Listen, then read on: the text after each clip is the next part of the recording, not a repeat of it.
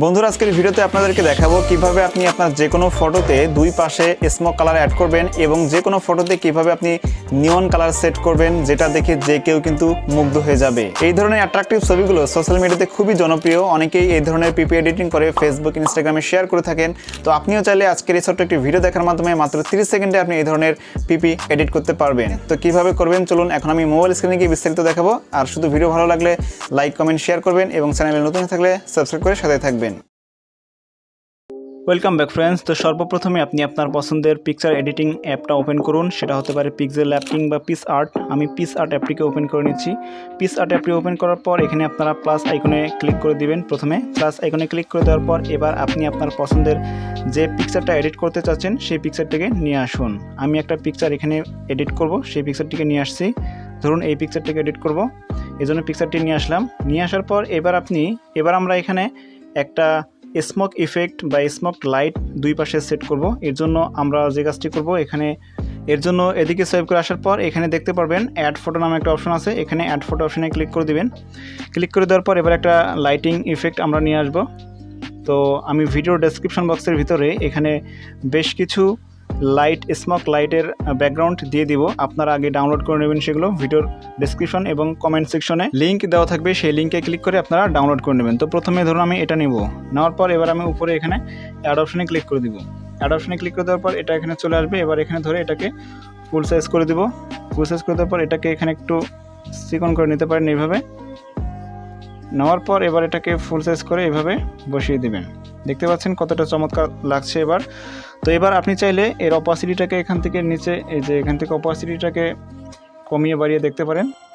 তো পরবর্তীতে উপরে দেখতে পারবেন এখানে একটা ইরেজার আইকন রয়েছে, এখানে ক্লিক করে দিবেন। ক্লিক করে দিয়ে আপনি যদি একটু রিমুভ করতে চান এখানে কোনো জায়গায় একটু লাইটিং ইফেক্টগুলো, তো সেক্ষেত্রে এখানে আপনারা আঙুল দিয়ে এইভাবে মিশাতে পারেন। ঠিক আছে, আমি এতটুকু রাখলাম। পরবর্তীতে আপনি উপরে এখানে টিকমার্ক অপশনে ক্লিক করে দিবেন। টিকমার্ক অপশনে ক্লিক করে দেওয়ার পর এবার আপনি উপরে এখানে সেভ অপশনে ক্লিক করে দিলে এই ইমেজটা আপনার গ্যালারিতে সেভ হয়ে যাবে। ঠিক আছে, তো এবার আমি আরেকটা ইমেজ আপনাদেরকে এডিট করে দেখাবো এবার। তো অন্য স্টাইলে ইমেজ অ্যাড করে দেখাবো, কারণ বিভিন্ন ব্যাকগ্রাউন্ড তো রয়েছে। তো সেগুলো কীভাবে আপনি এডিটিং করবেন সেই প্রসেসটা চলুন জেনে নেওয়া যাক। এই ইমেজটা আমি ধরুন নিয়ে এডিট করবো এবার।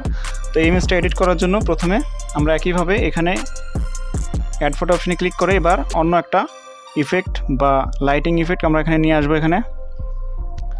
তো আমি ধরুন এখান থেকে এই যে স্মোক কালার ব্যাকগ্রাউন্ডটা রয়েছে এটা নিব। এবার উপরে এখানে অ্যাড অপশনে ক্লিক করে দিব। এবার এটাকে ফুল সাইজ করে দেবো। এটা কিন্তু PNG না, এটা আপনারা কীভাবে ব্যবহার করবেন বা কীভাবে অ্যাড করবেন সেটা আমি আপনাদেরকে এখন দেখাবো। তো এটাকে ফুল সাইজ করে দেওয়ার পর আপনি এদিকে সোয়াইপ করে আসার পর এখানে দেখতে পারেন ব্লেন্ড নামে একটা অপশন আছে। এই যে ব্লেন্ড অপশনে ক্লিক করে দেবেন।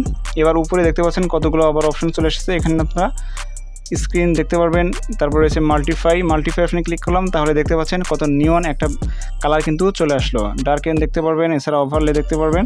তো এখান থেকে আপনারা যেটা ভালো হয় এখান থেকে মাল্টিফাইটা সিলেক্ট করা সব থেকে বেটার। এবার মাল্টিফাইটা সিলেক্ট করার পর দেখতে পাচ্ছেন এখানে যে কালারটা সেটা কিন্তু অ্যাড হয়ে গিয়েছে একটা। কত চমৎকার, যে কেউ দেখে কিন্তু মুগ্ধ হয়ে যাবে এবং বলবে কিভাবে আপনি এই ধরনের ফটো এডিটিং করেন। তো পরে এখানে আপনারা টিকমার্ক অপশনে ক্লিক করে দিবেন। টিকমার্ক অপশনে ক্লিক করে দেওয়ার পর আপনি আবারও চাইলে আরও কালার ইফেক্ট অ্যাড করতে পারেন। এই জন্য অ্যাড ফটো অপশনে ক্লিক করে দিবেন। তো ধরুন এটা আমি অ্যাড করব।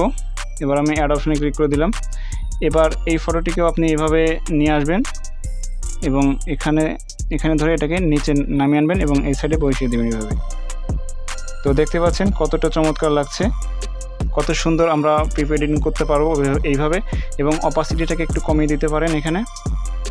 সবশেষে এটাকে আপনি এখানে টিকমার্ক অপশনে ক্লিক করে দিয়ে এটাকে সেভ অপশনে ক্লিক করে দিয়ে এখান থেকে ক্লোজ, তাহলে এটা আপনার গ্যালারিতে কিন্তু সেভ হয়ে যাবে।